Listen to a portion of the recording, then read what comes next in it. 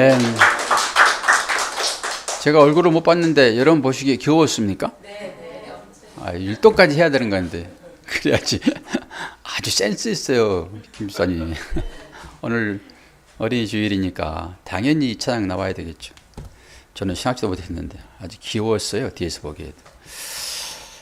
오늘은 드디어 사도 바울이 그렇게 여망했던 로마로 가기 위하여 압송이 되어지면서 승선을 하게 됩니다. 아드라보테노, 이거는 배 이름이 아니고 지역 이름입니다. 거기 가는 배를 1차 승선을 하고, 그리고 그 이후에 로마까지 가야 되니까 이탈리아로 가는 배를 갈아타고 이제 가는 그런 상황이 되었습니다. 그런데 갑자기 이제 풍세가 만만치 않지요. 원래 9월, 12월 이후에 지중해는 풍랑이 많이 불기 때문에 가급적이면은 배들이 많이 안 다닌다고 그럽니다. 그리고 이제 11월 1일부터 3월 10일 사이에는 항해가 전반적으로 이제 금지되었다고 얘기를 하지요. 얼마 전에도 바람이 보니까 많은 배들이 안 다녔잖아요. 배뿐만이겠습니까? 이 당시에 당연히 뭐 비행기 없으니까 비행기 소리는 안 하지만은 출항이 안 되잖아요. 그만큼 이 바람이라고 하는 것은 무섭습니다. 아무리 큰 배라도 이게 두동강이 되어버리거든요. 어떻게 두동강이 날 수 있는가 그러는데, 그 파도가 이제 치게 되면은 그 가운데 배가 딱 올라타잖아요. 그러면 배가 깨진답니다. 실제로 그런 상황들이 이제 있었고요. 그래서 이 상황으로 보면은 사도 바울이 지금 배 승선해 가지고 가면 안 되는 건데, 오늘 사도 바울은 이제 배를 타고 갑니다. 그래서 사도 바울이 지금 만류하잖아요. 만류. 9절에서 12절을 보게 되면은 금식하는 절기라고 얘기 나오잖아요. 금식하는 이 절기가 이제 풍랑이 많은 그런 시기입니다. 그래서 9월 말에서 10월 초에 거행되는 유대인들의 속죄일, 그렇게 이제 보시면 되겠어요. 그리고 오늘 이제 풍랑 이름은 유라굴로라고 하는데, 이게 이제 북동풍을 얘기를 합니다. 이제 여러분들은 어떤 식으로 그 방향을 잡습니까? 우리는 동남풍아 불어라, 서북풍아 불어라, 그렇죠? 근데 이건 우리가 쓰는 표현이고, 실제로 영어로 쓸 때는 이게 동서로 따지지 않고 이게 남북으로 따집니다. 그렇게 하는 것이 맞죠. 그런데 한국에서는 이제 찬송 가서도 이제 그래서 동남풍 이렇게 하죠. 오늘 그래서 이제 여기도 오늘 그 이제 바람들이 나오는데, 옛날에는 제가 이게 궁금했어요. 듣기에는 잘못된 표현인데 왜 그렇게 계속 할까라고 좀 찾아봤더니 그게 정확해요. 이제 남북, 그래서 그것을 먼저 하고 뒤에 따라오는 그쪽에서 부는 바람을 얘기하죠. 그런데 우리는 이제 동서로 보고 서북풍, 동남풍 이렇게 짧은 이해도 있으니까 그렇게 일하시면은 찾아보면 또 나오니까 그렇게 이해를 하시면 돼요. 왜 그렇게 다르게 부를까? 이것 때문에 제가 좀 찾아보았는데 그러더라고요. 그러면서 오늘 사도 바울이 어떤 사람인가? 사도 바울은 율법으로는 아주 학문이 깊지요. 율법.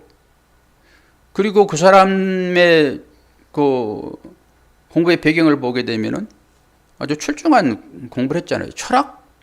그렇게 종교적인 것도 아주 심도가 깊고요. 그리고 철학 사상도 우리가 충분히 다 배웠고. 근데 오늘 사도 바울의 그 얘기를 들어보면은, 이 사람은 자연과학 쪽에도 깊은 그런 배움이 있었다라고 생각하는 거죠. 물론 이제 그 절기가 되게 되면은, 우리가 여름에 태풍이 많이 부는 것처럼 그 절기가 되면은 그렇게 말할 수 있으나, 사도 바울은 단호하거든요. 항의하면 지금 어떻게 안 된다라고 하는 거예요. 안 된다.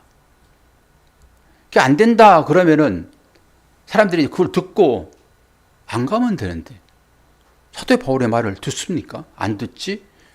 그리고 이 백부장이 지금 사도 바울을 호송하는 그런 입장이잖아요. 이 백부장은 책임이 사도 바울을 가이사 앞에 데려다 주는 거예요. 어떻게 해든지 간에 빨리 가야 되는 거거든요.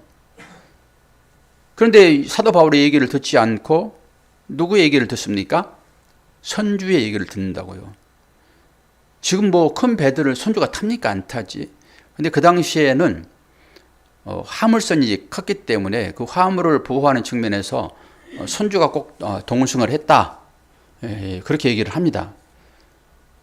그러니까 선주와 많은 사람들이 그렇게 가자고 하니까 사도 바울의 말을 무시하는 거죠. 당연히 무시당할 수밖에 없죠. 사도 바울의 입장은 지금 죄수잖아요. 뭐 죄수의 말을 듣겠냐고요. 그런데 이런 가운데서도 우리는 왜 그 사람들이 사도 바울의 말을 듣지 않고 선주의 말을 듣는가라고 하는 것도 뭐 일상적인 것으로 우리가 치부해 버리면은 당연히 그러겠지라고 하는데 그렇지 않다라고 하는 것을 이제 중반에 가게 되면은 이제 보게 될 것입니다. 결국 사도 바울의 말을 무시되고 선주의 말을 듣고 배가 항해를 이제 하잖아요. 그런데 신기하게도 여러분 13절을 보시게 되면은 뭐라고 얘기합니까? 남풍이 순하게 불매 그들이 뜻을 이룬 줄 알고 배를 출발시킵니다. 하나님의 계획은요, 우리의 계획과는 분명히 다르죠. 하나님의 계획은 차질이 없습니다. 하나님께서 사도 바울의 입에 이 말씀을 넣어줬는데 사도 바울의 말이 곧 하나님의 말과 같다라고 이제 보시면 되고 그 말대로 순종하면은 하나님의 말씀에 순종하는 거다라고 생각이 되어지잖아요. 그런데 말을 듣지 않지요? 이 말을 듣지 않고 배가 항해를 하는 것 그 자체도 그건 하나님의 계획 가운데 있다라고 하는 것이죠. 전혀 차질이 없습니다. 그리고 하나님의 계획은 항상 결론이 뭡니까? 승리입니다. 하나님의 계획은 항상 승리입니다. 실패로 끝난 것 같은 그런 결론도 우리가 분명하게 보지만은 하나님의 측면에서 보게 되면은 그건 승리인 것이에요. 또 오늘 또 지금 사도 바울을 하나님께서 로마로 압송을 하는 과정 중에서 사도 바울의 말을 듣지 않고 일반 선주의 말을 듣고 많은 사람들의 얘기를 들었다라고 하는 것은 이것도 하나님의 특별하신 인도한 가운데 있다라고 하는 거잖아요. 교회는 민주주의로 운영돼야 맞다라고 우리가 교회에 민주주의를 얘기를 하고 그리고 민주주의는 과반수 이상 동의하게 되면은 49는 버려지고 51이 이렇게 하나 많은 것을 인해 가지고 되잖아요. 아주 그게 합리적인 것처럼 이렇게 보일 수 있습니다. 그러나 하나님 나라는 의로운 자 한 사람에 의해서 유지되고 지탱이 되는 것입니다. 이 땅을 멸하고자 하실 때 하나님께서 한 사람 의인들의 기도 때문에 멸하지 않고 있는 것을 여러분 보셔야 돼요. 이 가정도 마찬가지고요. 교회도 마찬가지입니다. 다수 그걸로 교회가 운영된다라고 하게 되면은 소수를 무시를 할 수밖에 없죠. 그러나 누가 옳은가라고 하는 거예요. 그러니까 그 옳은 한 사람만 제대로 교회에 기도자로 정보자로 자리마감하게 되면은 절대 교회에 무르지 않습니다. 지금 사도 바울의 얘기를 드려야 되는데 다수의 사람들이 지금 그렇게 하자라고 하니까 지금 감으로 인해 가지고 큰 유라골라라고 하는 그 풍랑을 만나게 되는데 13절이 지금 남풍이 순하게 불매 그들이 뜻을 이룬 줄 알고 배를 출발시키잖아요. 우리가 이런 경우가 참 많이 있습니다. 살다 보면은 이건 분명히 하나님 뜻과 거역되는 그런 일들인데 이거 이제 비가 온다고 했는데 비가 안 오는 거죠. 뉴스를 보게 되면 내일 비가 온다고 그랬는데 아침부터 비가 온다고 그랬는데 그래서 행사를 취소를 했는데 아침에 해가 쫙 나는 거예요. 그러면 와, 뉴스가 틀렸구나. 내가 그냥 강행할 걸 후회하잖아요. 대부분 사람들이요. 뉴스는 안 맞을 수도 있지만 요즘에는 잘 맞습니다. 하나님 말씀도 마찬가지죠. 하나님께서 우리들에게 주어지는 그 말씀을 통해 가지고 어떤 일을 이제 행해야 되는데 그건 믿음으로 행하는 것일 수밖에 없잖아요. 그런데 그것과 다른 어떤 상황들이 발생하게 되면은 이게 하나님 뜻이 아닌가? 믿음으로 뭔가를 계획했다가도 하나님 뜻이 아닌가라고 그 뜻을 은근히 변개하기도 하는 거잖아요. 지금 딱 그런 상황입니다. 저는 이 말씀을 준비를 하면서 이 상황이 어떤 상황이지? 라고 했을 때 요나를 떠올렸습니다. 요나.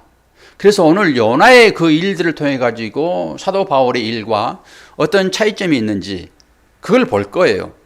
그리고 사도 바울의 일만 보게 되면은 우리는 사도 바울이 거쳤던 그것만 보여지지 다른 생각을 깊게 할 수가 없습니다. 물론 짜내서 풀어낼 수는 있겠으나 우리는 이 말씀을 은혜로 받으려고 그러면은 요나의 얘기를 같이 보면 돼요. 이 상황이 거의 비슷하거든요. 그래서 우리는 요나가 어떤 것인지를 미리 아는 게 중요하죠. 그리고 거기에 대한 선지식이 오래돼 있잖아요. 그래서 여러분들은 이 설교 자체가 쉬워질 것입니다. 그냥 단순히 그냥 사도 바울이 로마로 갔다 이런 것만 볼 수도 있겠으나 요나의 일을 같이 보게 되면은 하나님께서 지금 어떻게 이 일을 지켜보고 있는지를 알 거란 말이에요. 그래서 요나서 1장 1절을 띄워드릴 테니까 보시기를 바랍니다.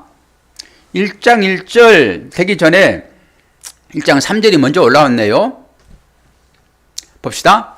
그러나 요나가 여호와의 얼굴을 피하려고 일어나 다시스로 도망하려 하여 욥바로 내려갔더니 마침 다시스로 가는 배를 만난지라 여호와의 얼굴을 피하여 그들과 함께 다시스로 가라고 배싹을 주고 배에 올랐더니 딱 그 상황이잖아요. 지금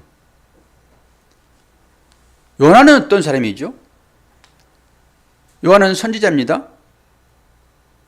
그리고 선지자는 하나님 말씀을 받아서 선포해야 할 막중한 책임을 가지고 있는 거죠. 여러분 아시다시피 요나는 니느웨에 회개를 선포해야 할 사람이란 말이에요. 시킨 대로 하면 되죠. 그런데 그게 싫어가지고 지금 도망치려고 하는데 마침 배가 달리는 거예요. 그러면 여러분은 어떨까요? 옳은 것이 무엇이죠? 옳은 것은 니네를 가가지고 내가 싫더라도 그들에게 복음을 전하는 거예요. 그런데 상황으로 보게 되면은 아니 하나님께서 그렇게 얘기해 놓고 어떻게 또 배를 준비를 하셔서 나를 도망치게 하실까? 이런 착각을 우리가 할 수 있단 말이에요. 그렇게 갈등 가운데 있었을 때 여러분은 어떤 방법으로 여러분의 삶, 그 발길을 옮기죠? 우연히 주어지는 것이 하나님의 뜻이다라고 하나님께서 어떻게 이렇게 나한테 복을 주셨을까라고 배를 타십니까? 그렇지 않으면은 아니야. 이 배가 분명히 여가 있어서 나를 인도하는 것처럼 느껴지지만은 하나님은 나에게 니네로 가가지고 복음을 선포하라겠어 라고 하면서 복음을 선포하러 고난의 길로 들어갑니까? 그렇지 않으면은 아이고 이게 하나님 뜻이야. 그리고 배를 탑니까? 어떠세요? 김수생님 어떠세요? 예? 하나님 뜻대로 어떻게 하냔 말이에요? 배 타요? 근데 하나님 뜻은 배가 아니거든요? 그런데 우리는 그걸 하나님 뜻으로 안단 말이에요. 그리고 어떤 일이 나한테 좋게 생기면은 외치는 소리가 하나 있죠. 뭐라고 외칩니까? 여호와 이래. 그렇단 말이에요, 우리가 다. 그러니까 그걸 보시라는 거예요. 하면 뜻이 어디에 있는지. 여호와 이래 당장 그렇다니까요. 아니, 다시스로 가는 배는 여호와 이래 아닙니다. 내 생각에는 그게 여호와 이래처럼 보이는 거예요. 그래서 여러분 옳은 일을 해야 되는 거예요. 옳다라고 여긴 일은 비록 힘들지만은 그건 꼭 해야 할 일입니다. 왜요? 하나님께서 그걸 원하시기 때문에 그래요. 다른 말씀을 보겠습니다. 자, 요나서입니다. 계속. 요나서 1장 1절. 여호와의 말씀이 아미떼의 아들 요나에게 임하니라. 이르시되 너는 일어나 저 큰 성읍 니느웨에 가서 그를 향하여 외치라. 그 악독이 내 앞에 상달되었음이니라. 뭐라고 합니까? 니느웨가 어디입니까? 니느웨. 니느웨는요, 아수르의 한 성읍이에요. 아수르는 또 뭐예요? 철천지 원수예요. 누구의 원수예요? 이스라엘의 원수입니다. 주전 722년에 북이스라엘 사마리아가 이들의 침공을 받아가지고 다 포로로 끌려갑니다. 이게 이런 나라예요. 지금 아수르가. 니느웨가 그런 곳이라니까요. 단순히 태평등에 살다가 저 분당 가가지고 외치라 이런 얘기가 아니란 말이에요. 지금 여러분들의 원수가 누구입니까? 여러분들을 맨날 괴롭히는 그라니까요. 그게 사람일 수도 있고 환경일 수도 있습니다. 그에게 가가지고 지금 외치라는 거예요. 너희들을 회개해라. 아니, 좋은 소식을 갖다 줘도 들을까 말까 하는데 잘 살고 있다고 나름대로 생각하고 있는 그에게 가가지고 너 지금 잘못 살고 있어. 잘못 가고 있어. 그리 가면은 멸망이야. 그 길 스톱하고 너의 지금 가고 있는 그것이 잘못이니까 그거 회개해. 어떻겠냐고요. 이거 하라는 거예요, 지금. 그런데 누가 쉽게 그걸 하겠냐고요. 그래서 요나의 그 삶과 사도 바울의 삶을 비교해 보시라는 거예요, 지금. 사도 바울이 어떤 삶을 살고 있고 어디로 가고 있고 요나가 지금 어떤 상태에 있고. 저는 이 요나의 마음을 충분히 이해를 합니다. 여러분 다 그렇게 생각하시는 거. 이제는 옛날에는 나는 그래도 다시스로 안 가고 나는 니네로 갈 거예요. 이렇게 배짱있게 얘기했단 말이에요. 그런데 우리 인생의 삶을 결산해 보니까 그렇게 산 적이 별로 없어요. 호기 있게 한 적도 분명히 있습니다. 그러나 대부분의 삶들이 자기의 형편에 맞춰서 하나님을 이용하는 것으로 하나님의 이름을 부를 때가 많아요. 그리고 지금도 그렇습니다. 당연히 요나도 싫은 거죠. 피할 수만 있으면 피하는 것이 맞습니다. 그런데 하나님은 하나님의 계획하시면 100% 이루어지는 거고요. 그 이루어짐의 결말은 하나님의 패배예요, 승리예요? 하나님의 승리라고요. 승리가 우리에게는 패배로 보일 수도 있지만은 하나님은 그것까지도 전부 선용하셔서 승리로 이끄신다라고 하는 거예요. 어떨 때 여러분 진짜로 신앙의 고백이 나옵니까? 여러분들에게 부귀영화, 건강, 물질 다 주어질 때 진짜로 하나님을 찬양하는 고백이 나옵니까? 언제 고백이 나옵니까? 하나님은 언제 간절하게 찾냐 이런 얘기잖아요. 하나님이 언제 나에게 간절하게 필요하냐고요. 그냥 쏴주고 부어주고 편안하게 인도할 때 하나님 필요합니까? 그러지 않습니다. 하나님은 우리의 마음을 요구하신단 말이에요. 그래서 그런 환경 가운데로 인도하셔서 결국 항복을 받아내시는 분이 하나님이세요. 우리가 그 길로 가고 있음을 분명하게 깨달아야 될 것입니다. 그러면서 다시 요나서를 봅니다. 요나서 1장 4절. 여호와께서 큰 바람을 바다 위에 내리심에 바다 가운데 큰 폭풍이 일어나 배가 거의 깨지게 된지라. 이걸 분명하게 보셔야 돼요. 사도행전에는 하나님께서 이걸 관장한다라고 하는 말이 한마디도 없어요. 그냥 자연 환경입니다. 우리가 사는 삶도 마찬가지예요. 하나님께서 언제 찾아오셔가지고 재원아 내가 너에게 이런 오다를 줄게. 내가 이런 일을 너로 하여금 하게 할게. 그런 적이 한 번에도 있어요? 없어요. 사도 바울도 지금 그렇다니까요. 그런데 소망 섞인 말이 한번 나오기는 나와요. 배는 깨지고 모든 물질은 다 없어질지라도 사람의 생명은 보존되리라. 그 얘기는 분명히 하나님 하십니다. 하나님의 목적은 거기에 있는 거예요. 여러분들에게 편하게 해주고 또 부경화를 누릴 수 있는 그 길로 여러분들을 인도하고 물론 그렇게 하시죠. 그러나 목적은요. 여러분 자신이라니까요. 그 많은 것을 줬다 할지라도 여러분의 신앙을 잃어버리게 되면은 생명이 없어지는 건데 하나님께서 그 생명이 없어짐을 보고서도 계속 그걸 부어주겠냐고요. 하나님은 그러지 않죠. 하나님은 여러분 자신이 귀하단 말이에요. 여러분이 가지고 있는 그것이 귀한 것이 아니라 여러분 자신이 귀하다고요. 어떤 자신이요? 주는 그리스도시요 살아계신 하나님의 아들이십니다. 고백하는 여러분이요. 예수를 그리스도로 아는 그 고백을 하는 여러분들을 귀하게 여기는 것이지 여러분들이 가지고 있는 그거 물론 사랑하시니까 주어진 것은 맞습니다만은 하나님은 거기에 초점 있는 것이 아니라 여러분의 입술로 고백하는 그거요. 그것이 여러분이 있는 거예요. 여러분이 쭉쭉빵빵 뭐 잘나고 잘돼서 좋아하는 것이 아니라 여러분이 입술로 행하는 그 믿음의 고백이 뭔가 그게 여러분이 있는 거예요. 그게 여러분의 본질이라니까요. 하나님은 그걸 받으시는 것이지 여러분들 다른 것을 절대 받지 않는다라고 하는 것입니다. 그런데 우리가 교회 올 때 여러분 어떤 자세로 나옵니까? 그래도 집에서 좀 깨끗하게 귀하게 생각되어지는 그 옷을 입고 나오죠. 여러분이 현장에서 일하는 그 옷 입고 교회 나옵니까? 물론 나온다 해가지고 하나님께서 너 왜 그 옷 입고 나왔지? 이렇게 말씀하신 적 한 번도 없습니다. 제가 막일하면서 일하는 그 옷 입고 강단에 여러분 서보십시오. 그럼 어떻게 되는 것입니까? 여러분을 제가 무시하는 거야 되는 거예요. 하나님께서 마음의 중심을 보시는데 그렇게 와가지고 복음 선포한다 해가지고 뭐 이상합니까?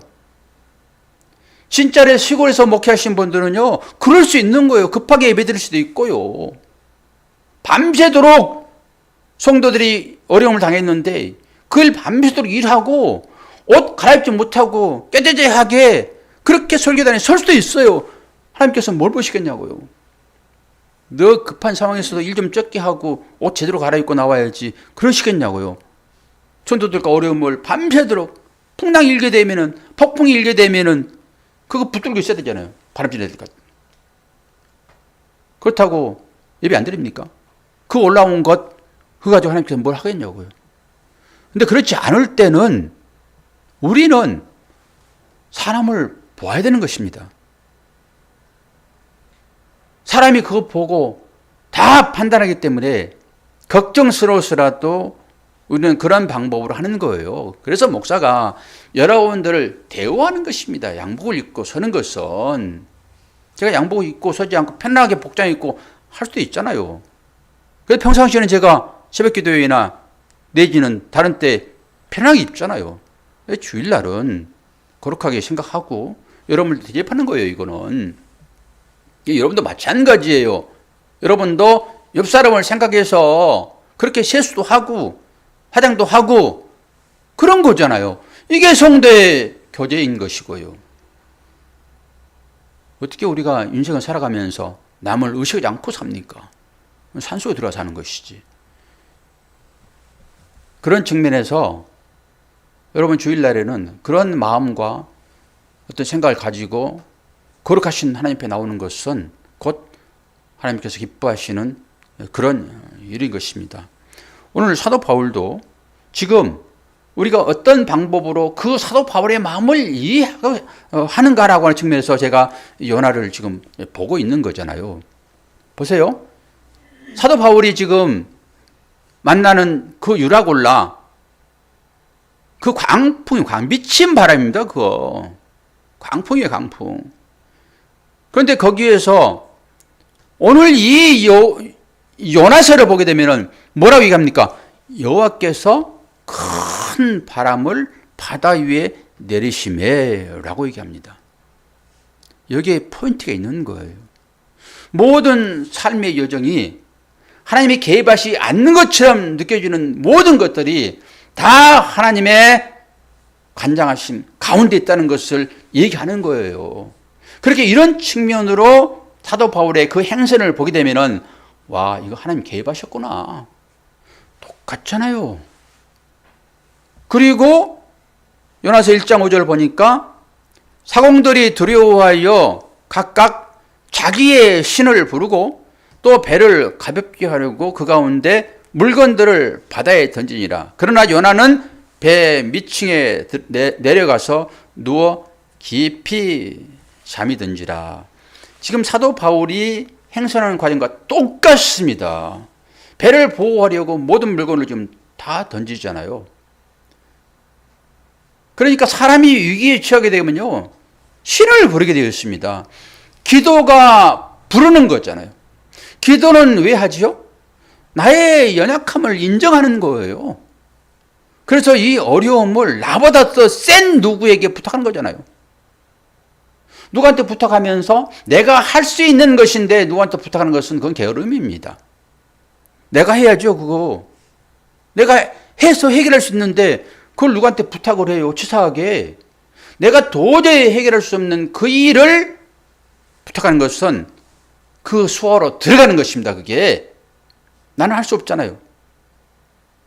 나는 할 수 없으나 당신은 이 일을 할 수 있는 능력이 있습니다. 나가 그 수화로 들어가는 거예요. 기도가 그런 거잖아요. 그런 마음을 가지고 하나님 앞에 우리는 기도하는 거예요. 근데 하나님을 알지 못하는 사람들이 당장 위기에 처하니까 사람은요, 누구한테 의지하지 않으면 살아갈 수 없는 존재로 지어졌습니다.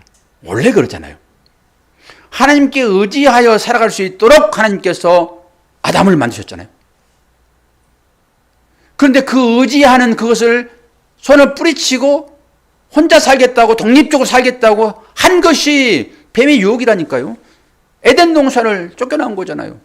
어머니 태중에 있어야 할 하나님의 탯줄에 연결돼서 하나님께서 공급하시는 것으로 먹고 살아야 할 아기가 놔버리는 거예요. 스스로 탯줄 자르고 죽는 거죠. 그거. 그러니까 살기 위해서 발버둥치는 것이 현재 우리 삶입니다. 그걸 믿고 여러분들이 살아가셔야 돼요. 그 안으로 들어가는 거예요. 그래서 그것을 긍휼이라는 단어를 쓴다고요. 수없이 제가 말씀드렸잖아요. 그 부분을. 보세요. 각자 신에게 지금 기도하는 거예요. 자기의 신을 부르잖아요, 지금. 이들이 누구의 신을 불렀는지는 우리가 생각할 필요는 없죠. 하나님을 부르는 것이 아니라 자기들이 믿고 있는 신의 신. 거의 풍요의 신, 그럼 바알과 아세라죠. 그 신을 지금 부르고 있는 거예요. 그리고 모든 물건들을 던졌는데 선지자라고 하는 요나는 누워서 지금 깊은 잠에 빠져 있습니다. 그러니까 이 선주가 지금 요나를 흔들어 깨우는 장면이 1장 6절에 나오잖아요.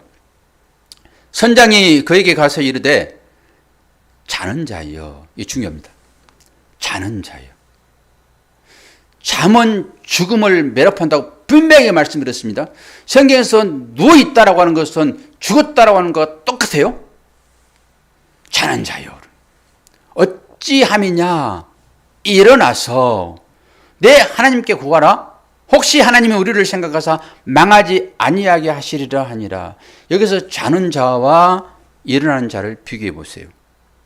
자는 것은 뭐예요? 죽음을 얘기합니다. 여러분들이 잠을 자잖아요.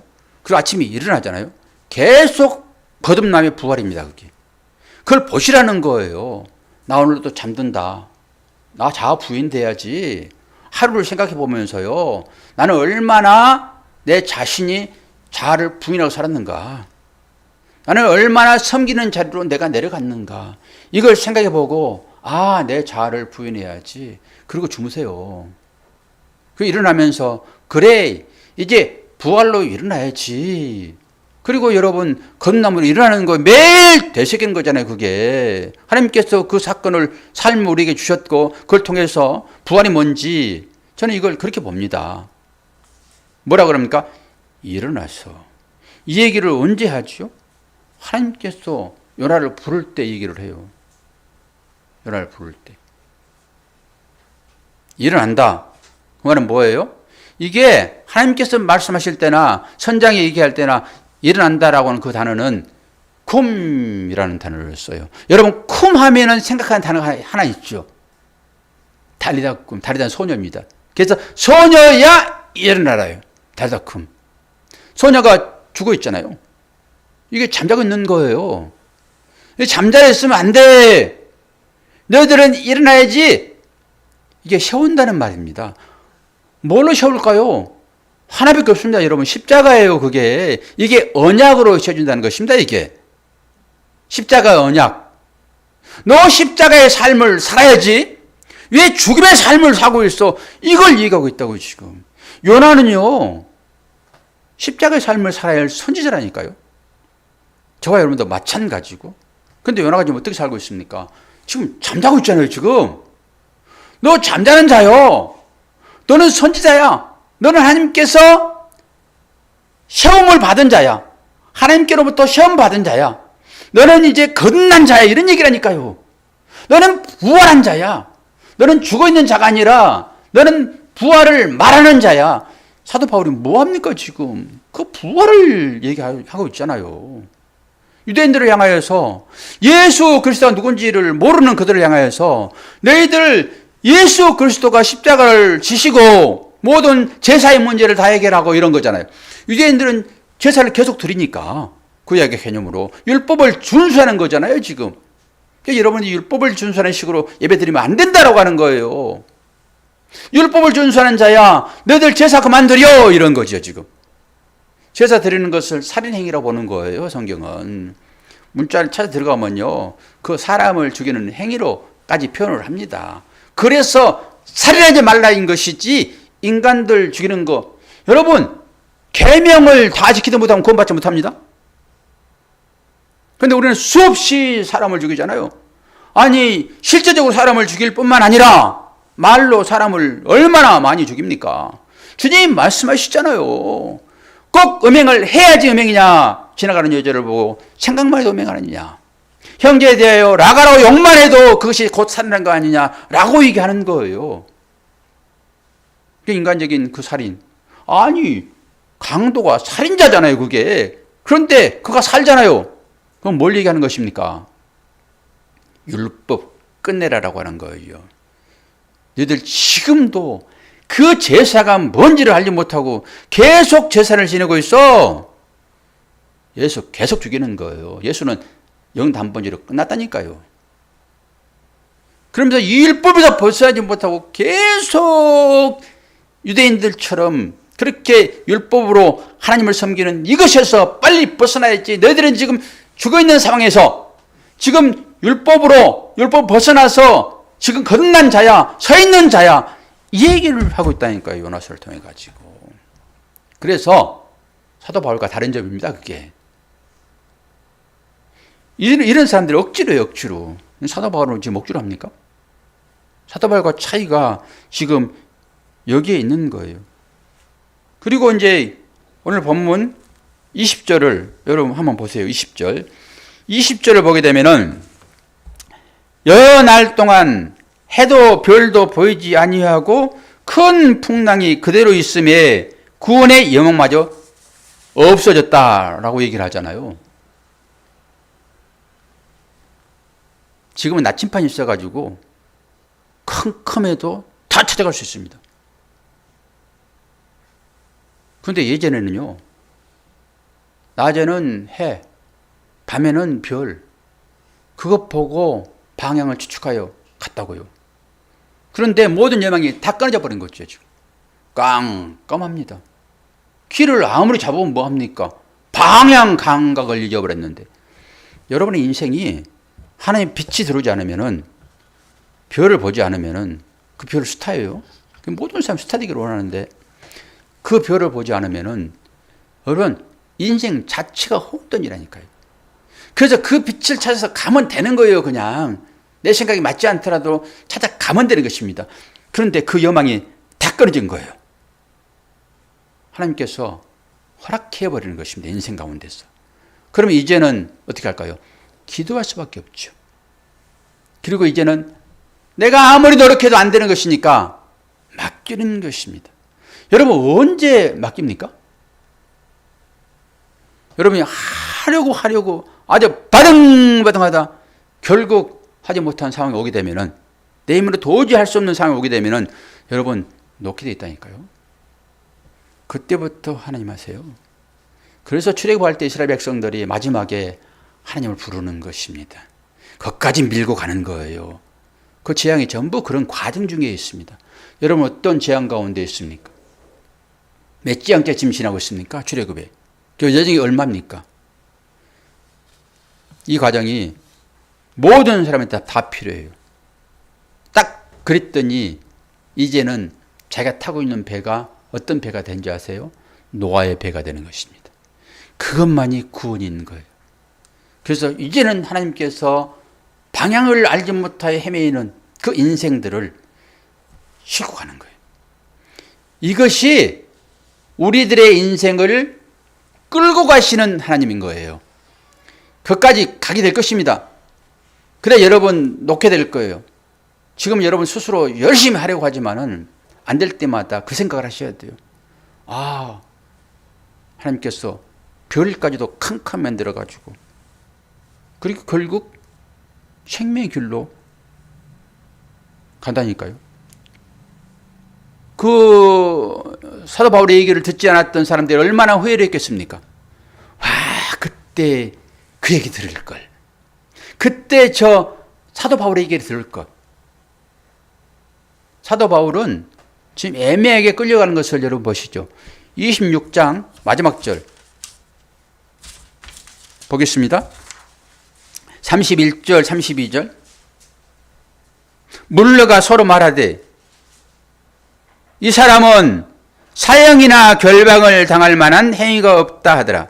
이에 아그리빠가 베스도에게 이르되 이 사람이 만일 가이사에게 상소하지 아니하였더라면 석방될 수 있었을 뻔하였다니라. 이 과정으로 가고 있는 거예요. 죄인으로 끌려가는 것이 아니라 그 사람들이 봤을 때도 사도 바울은 전혀 죄가 없습니다. 그런데 사도 바울이 지금 어디 있다고요? 가이사에게 항소했다라고 한 거예요. 그 길을 가는 것입니다. 예수 그리스도가 십자가에 스스로 걸어가는 것처럼이에요. 이게 우리는 어떻게 이 일을 할 수 있습니까? 어떻게 하면은 쉬운 길, 선한 길, 아이고 다시 스스로 나를 인도하시네. 그리고 그 길 찾아가죠. 사도 바울은요 딱 그리스도의 모형인 거예요. 이 스스로 가는 것입니다. 보세요. 상소하지 아니하였다 하면은 이는 이렇게 고난을 받을 필요가 없는데 지금 상소를 함으로 인해 가지고 이 고난의 길을 뚜벅뚜벅 걸어간다니까요. 오늘 이 말씀을 통해 가지고 여러분 뭐 생각하십니까? 하나님의 약속을 붙잡으십시오. 하나님께서 뭐라고 하셨죠? 초반에 말씀드렸죠? 배만 상할 뿐이야. 너희의 생명은 내가 지키겠다.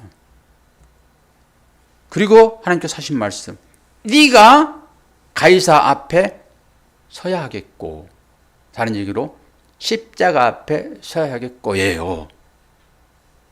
그런 부르심 앞에 여러분 인생을 살고 있는데 여러분의 인생은 지금 어디를 향하고 있습니까? 그리고 여러분의 삶 가운데 하나님이 개입하고 계시다는 것을 여러분 믿습니까? 믿으셔야 됩니다. 그래야지 그 길을 하나님께 인도하시고 결국 십자가로 세워지는 거듭나게 되는 그 삶으로 이르게 할 거예요. 이런 말씀들이 어떤 분들에게는 확연히 빛으로 다가오셔서 할렐루야, 그렇지, 내 인생에 있어서 이 어려움 결국 하나님께 인도하시는구나. 하나님께서 내 생명 보존하시겠네. 오늘 말씀에 보게 되면은 그러신 분들이 분명히 있을 것이고, 그렇지 않으면 반대 개념으로 이 말씀을 듣게 될 것입니다. 여러분이 하나님의 말씀을 영으로 받느냐 육으로 받느냐, 이것은 성령이 여러분 안에서 움직일 때만 가능한 거예요. 여러분 말씀을 육으로 받지 마십시오. 영으로 받으셔야 됩니다. 여러분의 육은 그냥 건강하시려고 운동 열심히 하시고요, 밥 잘 드시면 여러분의 육은 건강합니다. 그러나 여러분의 영은 다른 것으로는 절대 안 돼요. 하나님의 말씀만이 여러분의 영을 소생케 할 것입니다. 이 사실을 깨닫고 하나님 말씀에 집중하여서 여러분 건강하게 사시는 5월 되시기를 축원합니다. 기도하겠습니다.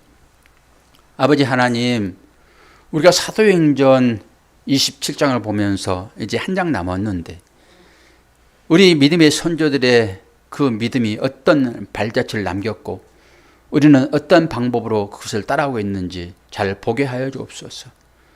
하나님께서 바다에 광풍을 일으키신 것처럼 사도 바울의 그 항해 가운데도 그랬고, 또한 우리도 그 항해를 하고 있는 이 상황 가운데서 광풍처럼 느껴지는 것이 무엇인지 보게 하시고, 그 가운데서 하나님께서 우리의 생명을 보존하신다라고 약속하셨습니다. 붙잡기를 바랍니다. 그래서 이 어려움들을 분명히 이기고 일어설 수 있도록 주님 은혜 허락하여 주옵소서.